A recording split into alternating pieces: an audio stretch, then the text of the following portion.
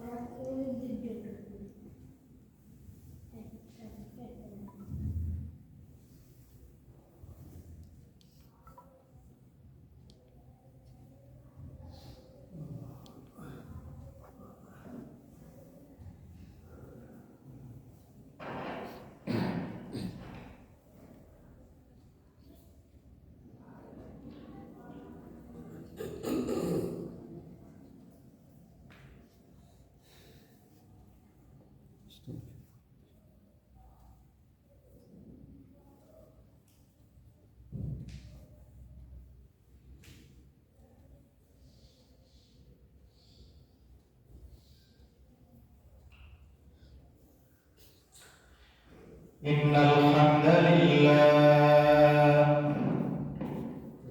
نحمده ونستعينه ونستغفره ونؤمن به ونتوكل عليه ونعوذ بالله من شرور أنفسنا ومن سيئات أعمالنا من يهده الله فلا مضل له ومن يضلل فلا هادي له ونشهد أن لا إله إلا الله وحده لا شريك له ونشهد أن سيدنا وسندنا وحبيبنا ومولانا محمدا عبده ورسوله أرسله الله بالحق بشيرا ونذيرا وداعيا إلى الله بإذنه وسراجا منيرا أما بعد أعوذ بالله من الشيطان الرجيم بسم الله الرحمن الرحيم كل نفس ذائقة الموت وقال تعالى إن الله وملائكته يصلون على النبي يا أيها الذين آمنوا صلوا عليه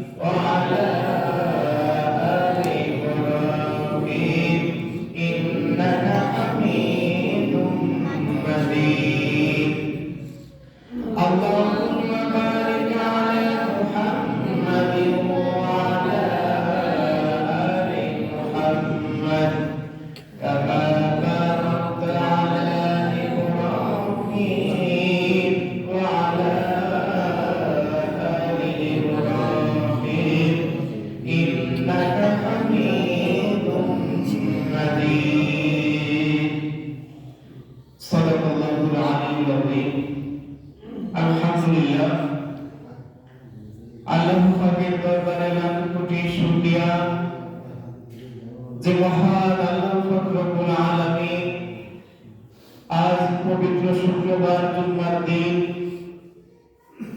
আমাদেরকে দয়া করে যাচাই করে বাছাই করে অত্যন্ত ভালোবেসে তার মহান হুকুম আদায় করার সুযোগ দিয়েছে এবং শরীরকে সুস্থ রেখে মসজিদে আসার মতো তৌফিক দিয়েছে। এজন্য সকলেই অন্তর থেকে শুকরিয়া আদায় করি, সকলেই বলি আলহামদুলিল্লাহ।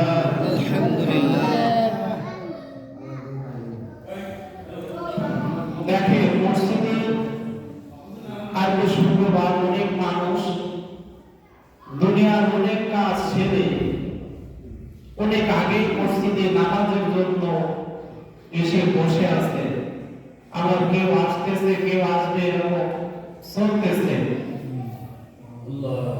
যারা মসজিদে সর্বপ্রথম এসে বসে থাকে নামাজের জন্য অপেক্ষা করে, আল্লাহ রাব্বুল আলামিন তাদের জন্য সুসংবাদ শোনায় যে তাদের জন্য আল্লাহ রাব্বুল আলামিন তারা যখন ঘর থেকে বাইর হইল প্রতিটা কদমে কদমে একটি করে গুনাহ আল্লাহ তার জীবন থেকে ঝরায় দিল। সকলে বলি সুবহানাল্লাহ। আমার একটি করে গুনাহ আল্লাহ রাব্বুল আলামিন মাফ করে দিল। সকলে বলি সুবহানাল্লাহ। শুধু তাই নয়, দেখেন নামাজের জন্য এসে বসে থাকি, কোন সময় নামাজ হবে এরকম দেরি নিয়ে বসে আছি, নামাজের জন্য অপেক্ষা করতেছি, এরকম যারা করতেছি আল্লাহ রাব্বুল আলামিন তাদের আমলনামায় বৃষ্টির মতো সওয়াব নাযিল করতে থাকে।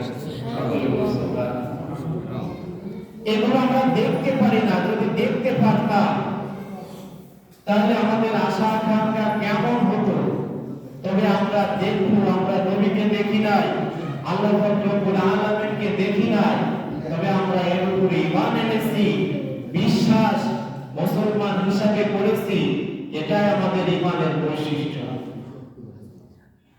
এজন্য খুতবাতে একটা আয়াত পড়েছি যে দেখেন আল্লাহ রাব্বুল আলামিন পবিত্র কুরআন ওই সেবানী গ্রন্থ আল কুরআন দুনিয়ার সমস্ত মানুষের জন্য এবং পৃথিবীর জন্য কল্যাণকামী হিসাবে দুনিয়াতে পাঠিয়েছেন।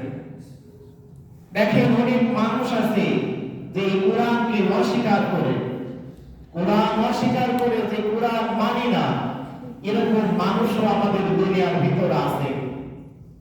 আবার এমনও মানুষ আছে যে আমাদের নবী যে শেষ নবী এটা অনেক মানুষ অস্বীকার করে। আবার কেউ নিজেকে নবী দাবি করে। আবার কেউ এমন আছে যে আল্লাহ বলে কোন স্রষ্টা সে মানে না, কোন স্রষ্টা আছে বলে এরকম সে মানে না, আল্লাহকে অস্বীকার করে। আবার এমনও ব্যক্তি আছে যে নিজেকে খোদা বলে দাবি করে। এজন্য দেখেন অনেক মানুষের অনেক মত ভেদ, কিন্তু দুনিয়ায় যাদের রূহ আছে, যাদের অন্তর আছে, আল্লাহ রাব্বুল আলামিন জীব বলে সৃষ্টি করেছে, সব কিছু অস্বীকার করতে পারে, আল্লাহকে অস্বীকার করতে পারে, নবীকে অস্বীকার করতে পারে, কোরআনকে অস্বীকার করতে পারে। তবে কোরআনের একটি আয়াত সকলের মানতেই হবে এবং যেই যাই করুক না কেন সকলের এই আয়াত অস্বীকার করার মতো ক্ষমতা পৃথিবীর বুকে মানুষ যখন দুনিয়ার শুরুমাত্র থেকে আজ পর্যন্ত কিয়ামত পর্যন্ত কেউ অস্বীকার করতে পারবে না। সেই আয়াতটা কুল্লু নাফসিন যায়কাতুল মাউত, সকল প্রাণীকে একদিন মৃত্যুর স্বাদ গ্রহণ করতেই হবে। এই আয়াত অস্বীকার করার মতো মানুষ পৃথিবীতে কিয়ামত পর্যন্ত, সেই শুরু লগ্ন থেকে আজ পর্যন্ত কিয়ামত পর্যন্ত আসবে না। কিন্তু আল্লাহকে অস্বীকার করার মতো অসংখ্য মানুষ দুনিয়াতে এসেছে, আছে, কিয়ামত পর্যন্ত থাকবে। এজন্য মৃত্যুকে অস্বীকার করবে এমন মানুষ নাই। দেখেন আমরা অনেক মানুষ অনেক রকম গুনার ভিতর লিপ্ত, অনেক কাজ করতেছি ভালো মনে করে, কিন্তু আমাদের ভিতরে একটা আফসোস, হতাশা, এরকম কোনো কিছুই আমাদের ভিতরে নাই। কিন্তু যদি থাকতো যে আমার সকলে এই বুঝটা যদি থাকতো আমার মৃত্যুবরণ করাই লাগবে, এই দুনিয়া থেকে বিদায় নিয়ে চলে যেতেই হবে, এর ভিতর কোনো সন্দেহ নাই, ভুক্ত দূরের কথা। আর দিনে যদি বেশি বেশি করে মৃত্যু স্মরণ করে একটা খারাপ কাজ করার আগে যদি এই ব্যক্তি ভাবে যে আমি মারা যাব, এমন কোন ব্যক্তি আমাদের এখানে নাই যে বিকাল বেলা মারা যাব এই খবরটা দুপুর বেলা জানতে পারে? এরকম কেউ কি আছে? কেউ নাই। দেখেন সাহাবে কেরামদের আদর্শ, এর আমাদের এরকম পরিবেশেও আমাদের ভিতর কোনো আফসোস নাই। এরকম সাহাবে কেরামদের ভিতর আদর্শ কেমন ছিল, এরকম দিনই আলোচনা আল্লাহর নবী সাল্লাল্লাহু আলাইহি ওয়াসাল্লাম যখন মসজিদে নববীতে বসে করতেন, সকল সাহাবে কেরামরা বয়ান শোনার পরে অন্তর দিয়ে নিয়ত করত, দুনিয়ার কোনো কাজ আমরা করব না, আমরা সর্ব অবস্থায় সর্বদা ইবাদত করব। দুনিয়ার জায়গায় থাকবে, আমাদের জায়গায় আমরা থাকবো, আমরা সব সময় ইবাদতে লিপ্ত থাকবো। এরকম তারা অন্তরকে বোঝাইতো। বোঝানোর পরে মানুষ তো কিছু সময় পরে তার অন্তরের চিন্তা ভাবনা পরিবর্তন হয়। এক পরিবেশে এসে কেবল বাড়ির প্রয়োজন, মাঠে যাইতে হবে, কারোর ডাক্তারের কাছে যাইতে হবে, কারোর বাড়ি থেকে অসুস্থ, এরকম বিভিন্ন কাজে একজন সাহাবে কেরাম লিপ্ত হয়ে যায়। কিছুক্ষণ দুনিয়ার কাছে তারা যখন ব্যস্ত হয়ে যায়, তখন তাদের মনে পড়ে যে আমরা কিছুক্ষণ আগে আল্লাহর নবী সাল্লাল্লাহু আলাইহি ওয়াসাল্লামের মুখে বয়ান শুনে আমরা চিন্তা করেছিলাম আর দুনিয়া করব না, আমরা আখিরাতে ব্যস্ত থাকব, কিন্তু আমাদের সেই চিন্তা থেকে অন্তর থেকে পরিবর্তন হয়ে গেছে, তাহলে তো আমরা মুনাফিক হয়ে গেছি। এরকম চিন্তা করত। এবার হযরত সালমান ফারসি রাদিয়াল্লাহু তাআলা সর্বপ্রথম এরকম চিন্তা করে মসজিদে নববীর দিকে আসতে লাগলো। হযরত আবু বকর রাদিয়াল্লাহু তাআলা একই চিন্তা করে আসতে লাগলো। হযরত আলী, হযরত ওমর সকলেই একই রকম চিন্তা করে মসজিদের দিকে আসতে লাগলো। সকলেই জবানে আওয়াজ দিচ্ছে আমরা সবাই মুনাফিক হয়ে গেছি। এরকম চিন্তা ভাবনা করে আল্লাহর নবীর সামনে এসে হাজির। আল্লাহর নবীকে বলতেছে, আল্লাহর নবী, আমরা যখন আপনি বয়ান করেছিলেন এরকম চিন্তা চেতনা করেছিলাম দুনিয়ার কোনো কাজ কামে আমরা নিয়োজিত থাকবো না, সংসার ধর্ম সব কিছু বাদ দিয়ে আমরা সর্ব অবস্থায় আল্লাহর ইবাদত করব। কিন্তু এরকম চিন্তা আমাদের ভিতর থেকে পরিবর্তন হয়ে আমাদের চিন্তা এসেছে সংসারের কাজে লিপ্ত হয়ে গেছি, নানান ঝামেলায় আছি, কিছু সময়ের জন্য আমরা আল্লাহর ইবাদত করব এটাই ভুলে গেছি। এই জন্য আমরা দাবি করতেছি আমরা হয়তো মুনাফিক হয়ে গেছি। আল্লাহর নবী এই কথা শোনার পরে উত্তরে বলতেছে, সাহাবায়ে কেরাম, আমি যা জানি এই কথা যদি তোমরা জানতে, আমি যা দেখেছি এটা যদি তোমরা দেখতে, আমি যা শুনেছি এগুলো যদি তোমরা শুনতে, তাহলে তোমরা মসজিদে নববী থেকে কোনো অবস্থায় বের হতে না, এত পরিমাণ কান্না করতে যে কান্নার চোখের পানি দিয়ে তোমরা ক্ষুধা নিবারণ করতে। এবার বলতেছেন আল্লাহর নবী, তাহলে আমরা তো জানি না বুঝি না, তাহলে আমাদের সমস্যার এই সমাধানগুলো কি? আল্লাহর নবী বলতেছেন আমরা সকলেই মানব জাতি, আমাদের মন পরিবর্তন হবে, বিভিন্ন চিন্তাধারা আমাদের মনে আসবে, আমরা ইবাদত করব, সংসারের কাজও করব, এরকম বিধান আল্লাহ পাক রব্বুল আলামিন বাধা দেন নাই। তবে আমরা শুধু দুনিয়ার কাজেই ব্যস্ত থাকবো, আল্লাহকে স্মরণ করব না, আল্লাহর কদমে সিজদা দেব না, এরকম অনেক লম্বা সময় আল্লাহকে ভুলে যাব, এরকম চিন্তা ফিকির আল্লাহ পাক রব্বুল আলামিন আমাদেরকে করতে নিষেধ করেছে। এবং আল্লাহর নবী উত্তরে সাহাবে কেরামদের উত্তরে বলতেছে, যখন তোমরা বয়ান শুনবা এরকম দিল চিন্তা ধারণা পরিবর্তন হবে, হওয়ার পরে তোমরা কিছু সময়ের জন্য ভালো থাকবা। এই জন্য ওই ঘটনা দ্বারা বোঝায় যে আমরা যারা এলোমেলো ঘোরাফেরা করি, নামাজ পড়তে মন চায় না, দু একদিন কাজ লেগে যায়, মাসিক ইস্তেমায় যায়, সর্বনার ময়দানে যায়, এরকম যে দল আপনার ভালো লাগে কোরআন হাদিস মেনে কিছু দিনে আলোচনা শুনে অন্তরকে বোঝায়, নিজের ভিতর যে ভুলগুলো আছে একটু শুধরানোর চেষ্টা করি, যখন মানুষ দিনের আলোচনা শুনে, জান্নাত এবং জাহান্নামের বয়ান শুনে, হারাম এবং হালাল বয়ান শুনে, কিছু সময়ের জন্য মানুষের মন একটু পরিবর্তন হয়। এরকম পরিবর্তন যে অন্তর দিয়ে করেছে সেই মানুষকে আল্লাহ পাক রব্বুল আলামিন দামি মানুষ হিসাবে কবুল করেছে, শুধু তাই নয় দামি মানুষও বানায় দিয়েছেন। দেখেন আমরা সকলেই আছি যে এক সময় যুবক ছিলাম, নামাজ পড়তে ভালো লাগতো না, সপ্তাহে একদিন নামাজ পড়তাম, সারা সপ্তাহ কোনো খোঁজ ছিল না। কিন্তু একজন মানুষ সেই যুবক বয়স থেকে আমরা এখন বৃদ্ধ হয়েছি, ইচ্ছা নেই, তারপরে মন চাচ্ছে যে কোন সময় মারা যাব, এই কারণে মসজিদের সাথে লেগে আছি, নামাজ পড়তেছি। একদিন আমরা যে যুবক ভাই আছি, বয়স আছে যাদের, একদিন এখন নামাজ পড়তে ভালো লাগতেছে না, মনও চাচ্ছে না, কিন্তু একদিন আমার মন চাবে নামাজ পড়তে, তবে ওই নামাজের শান্তি আর যুবক বয়সের যে সেজদার শান্তি, এটা কিন্তু আমরা পাবো না। একদিন নামাজ পড়তে মন চাবে, যখন বৃদ্ধ বয়স হয়ে যাবে, ওযু করে আসছেন, 2 রাকাত 4 রাকাত নামাজ পড়েছেন, আবার আপনার পেশাবের প্রয়োজন হয়ে গেছে, নিজের ওযুটাই 5-10 মিনিট 15 মিনিট ঠিক রাখতে পারছেন না, সেজদায় যাচ্ছেন, মাথায় ব্যথা, দাঁড়ায় থাকতেছেন, পায়ে ব্যথা, নানান রকম সমস্যা।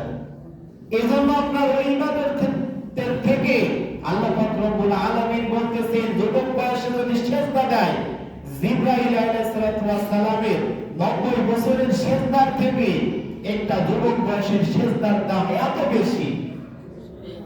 দেখেন আমার আপনার সকলেরই মন চাবে একদিন নামাজ পড়তে, কিন্তু এই সময় যদি মন না চায়, ওই সময় যদি মন চায়, ওই ইবাদত আর এই ইবাদত আকাশ পাতাল ব্যবধান। আল্লাহকে জিবরাইল আলাইহিস সালাম দুনিয়ার শুরুলগ্ন থেকে আল্লাহকে প্রশ্ন করতেছে, আল্লাহ আপনি কিসে খুশি হন? আল্লাহ পাক রব্বুল আলামিন বলতেছেন, আমি সেজদাতে খুশি হই।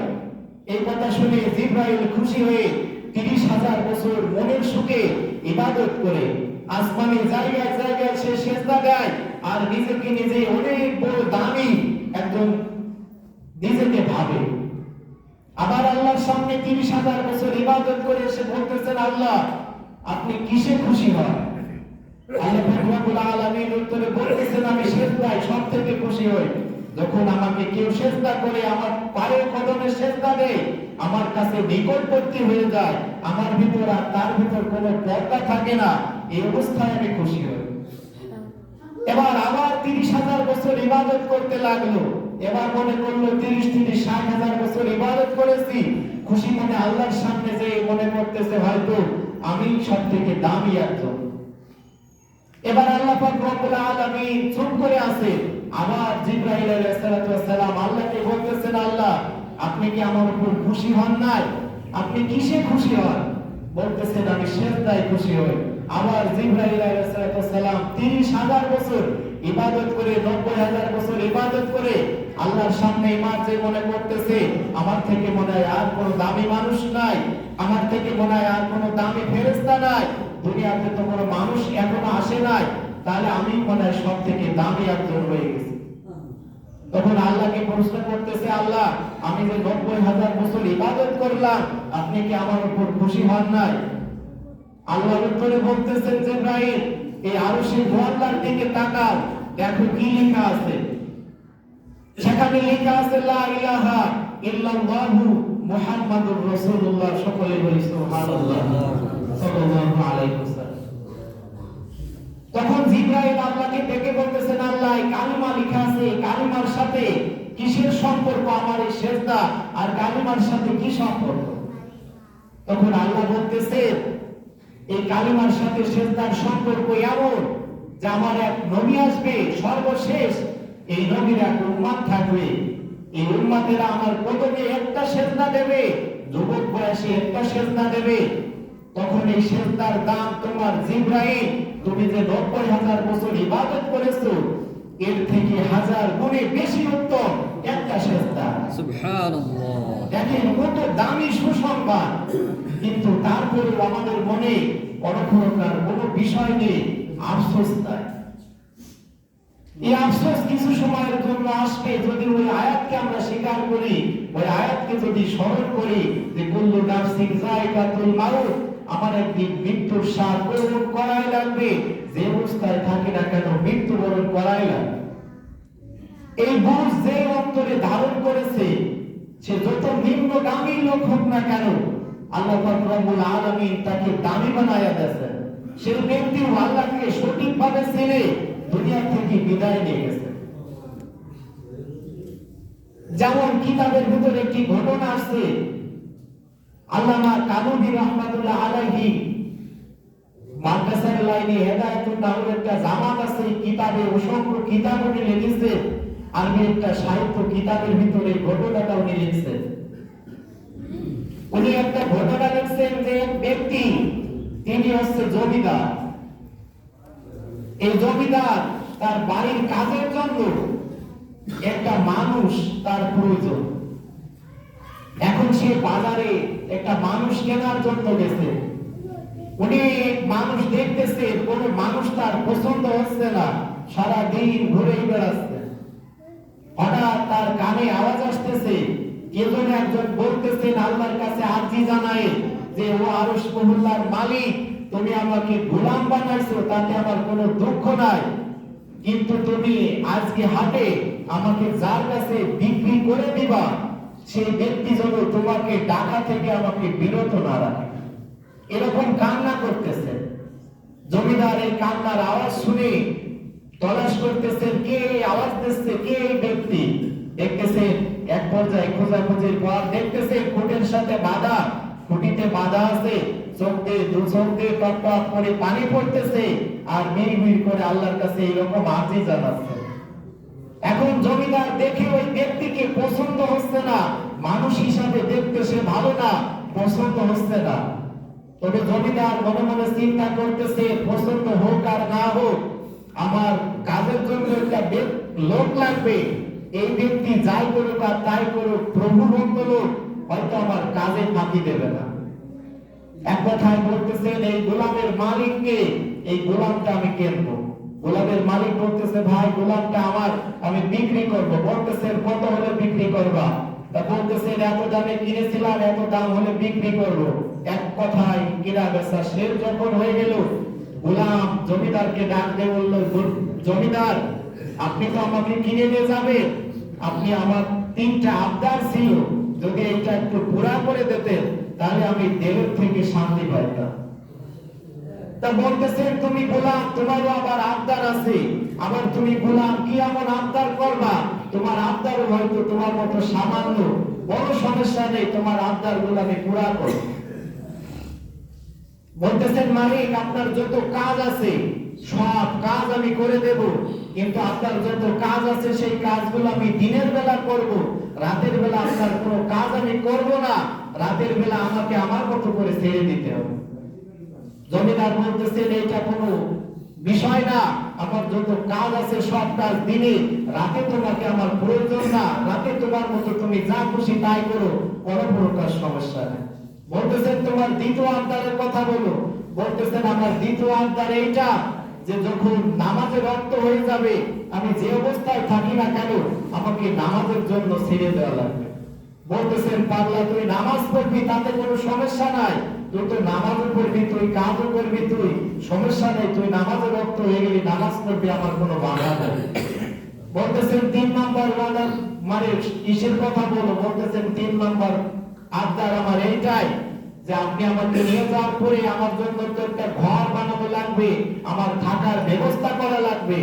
আপনার কোনো ভালো ঘর আমি চাই না, আমাকে এমন একটা ঘর আপনি দেবেন যে ঘরটা বাড়ির বাইরে নিরিবিলি ভাঙাচোরা নির্জন একটা জায়গা, এরকম একটা ঘর আমাকে দেবেন। জমিদার বলতেছেন তুমি 3টে ওয়াদা আমার 3টে আবদার আমার কাছে করেছো, 3টা আবদারই আমার কোনো সমস্যা নাই, তোমার জন্য আমি পুরা করব। আমার বাড়ির বাইরে একটা বিরান ঘর আছে, আমি চিন্তা করেছিলাম তোমাকে নিয়ে যাওয়ার পরে ওই ঘরটা আমি বাড়ির ভিতরে সুন্দরভাবে তোমার জন্য ব্যবস্থা করব। যখন তোমার ওই ঘরটাই তোমার পছন্দ বা তুমি এরকম ঘর চাইতেছো, তাহলে ঠিক আছে, এই ঘর আমার ভাঙা লাগবে না, তোমাকে এই ঘর দেবো। তোমার 3টা আবদার আমি মেনে নিলাম। এক কথায় জমিদারের বাড়ি এসে অনেক কাজকর্ম করে, মাঝে মাঝে কাজে ভুল হয়, মাঝে মাঝে কাজে ভুল হয়, জমিদারও মারে, জমিদারের স্ত্রীও মারে, এরকম দীর্ঘদিন চলতেছে। এখন এই জমিদার আস্তে আস্তে টাকা পয়সার মালিক বাড়তেছে, অর্থ সম্পদ সোনা দানা জমিদারি তার সব কিছুই বেড়ে যাচ্ছে আস্তে আস্তে। তখন তার মনে মনে চিন্তা হচ্ছে যে আমার যে এত টাকা পয়সা একসময় তো ছিল না, কিন্তু আস্তে আস্তে তো অনেক অর্থ হয়ে গেছে, আমার বন্ধু বান্ধবকে এগুলো দেখাইতে হবে। যখন তারা দেখবে তখন আমাকে আরো বেশি গুরুত্ব দেবে, তখন তারা আমাকে আরো ভালোভাবে মানবে। তখন কি করা যায়? তখন সে চিন্তা করতেছে সমস্ত বন্ধু বান্ধবকে আমি দাওয়াত দিই, দেওয়ার পরে আমি একটা মদের অনুষ্ঠান করি, আমার অর্থ সম্পদ তারা দেখুক, দেখার পরে আমাকে একটা আলাদা মূল্যায়ন দিই। এবার তার বাড়িতে মদের অনুষ্ঠান করেছে, সারা রাত প্রায় শেষের দিক, অনুষ্ঠান এক পর্যায়ে শুরু থেকে নিয়ে শেষ হয়ে গেছে। জমিদার ঘুমাতে যাবে, সবাই যার যার বাড়ি চলে গেছে। এই পর্যায়ে জমিদার বাড়ির চারিপাশটা ঘুরে ঘুরে দেখতেছে যে বাড়ির পরিবেশটা কি ঠিক আছে কিনা।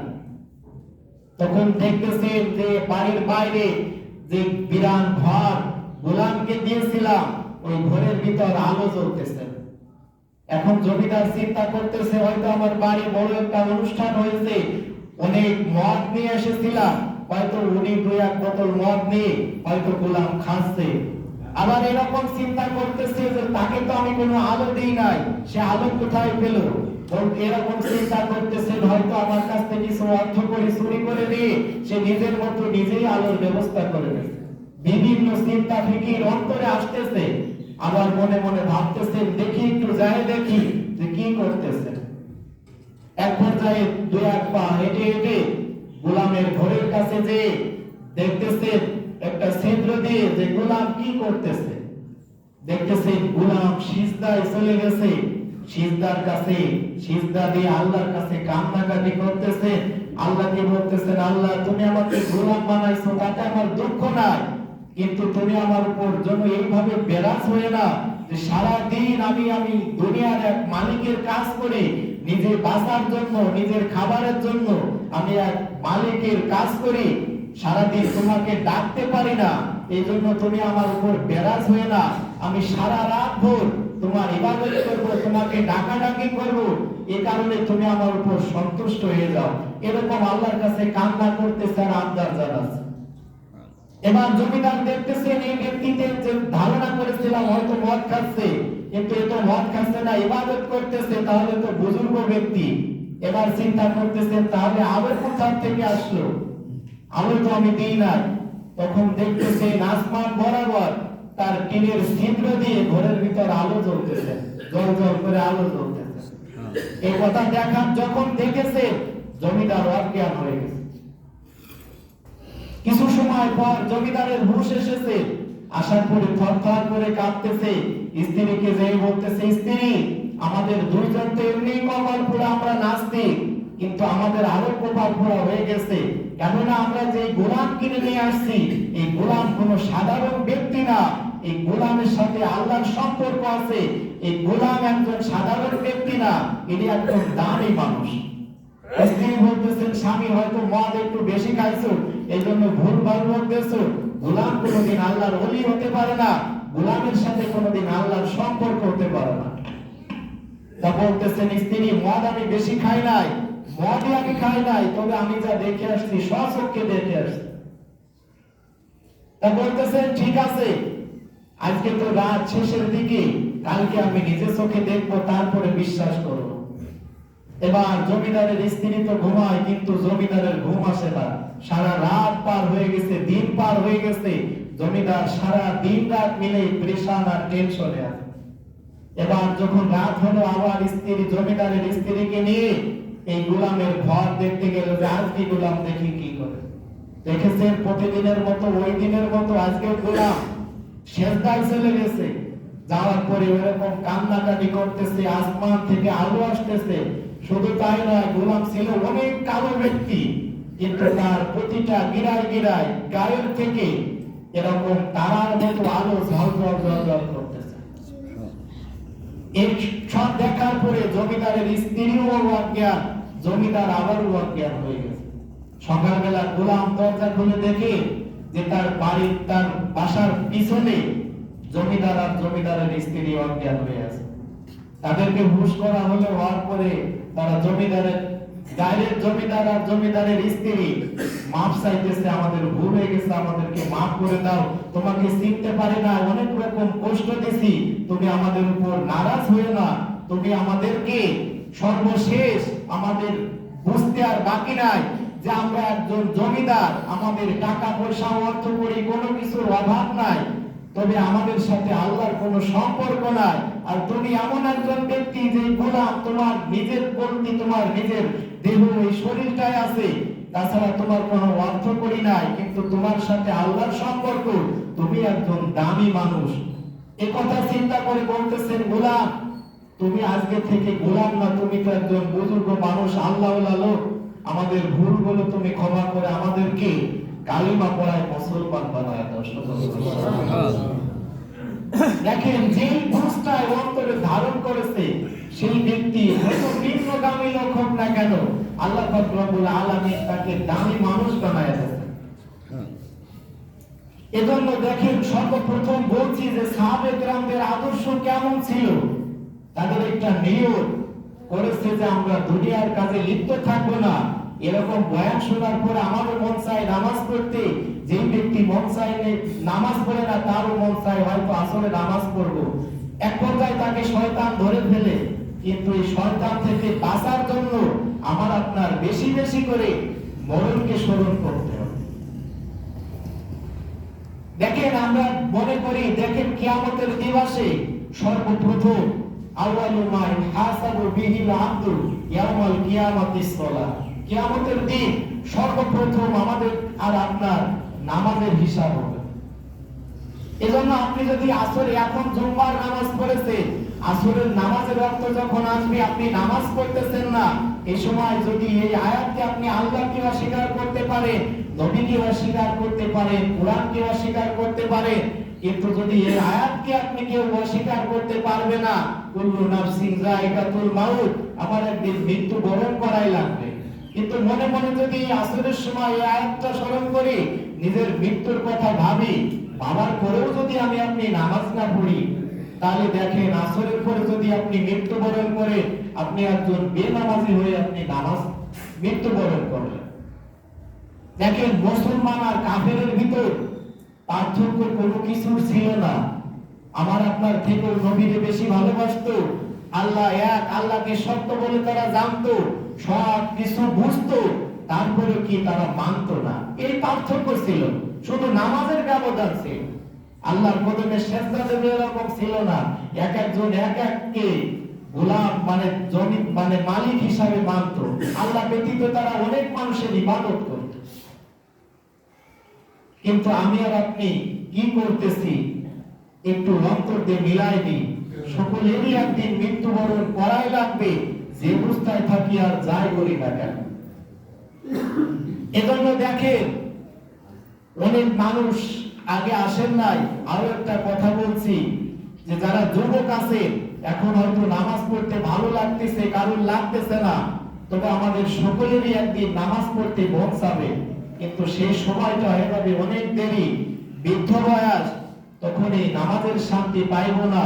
নামাজ পড়তে গেলে সেজদায় গেলে মাজায় ব্যথা করবে, কিছু সময় দাঁড়ায় থাকলে পায়ে ব্যথা করবে, ইবাদতের যে শান্তি, এরকম একটা শান্তি আমরা পাইব না।